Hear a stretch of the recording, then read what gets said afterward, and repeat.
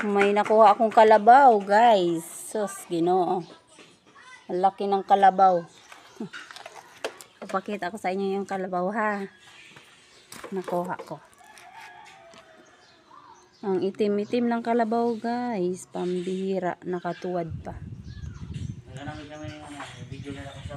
No? May kalabaw ako, guys. Pakita ko sa inyo. Ayan, guys, yung kalabaw, oh. Oh, kita nyo yung kalabaw, oh. Laki ng kalabaw, nakatuwad pa, oh. Nag-iisa lang. Oh, 'di ba? Eh, kalabaw kulay itim. Ano? Oh, pwede nang lagyan ng ano 'yan. Tali, oh. Baka lumipad. Oh, yan. Nakatuwad pa siya, guys. Oh. Nag-iisa lang. Ang dami palang paa nito, oh. Yan pala yung kuto natin. Napakaraming paa. Yoy. Kuto yan ang ano pamangkin ko. Yung tatawag sa amin ditong kalabaw.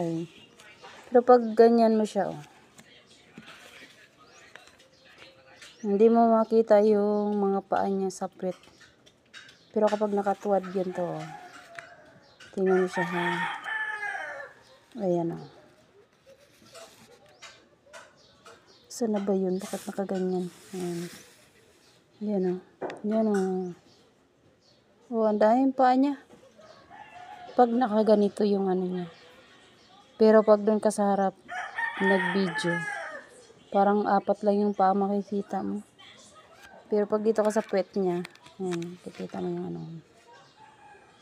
Oh. Kita niyo yan, guys, oh, ang dami.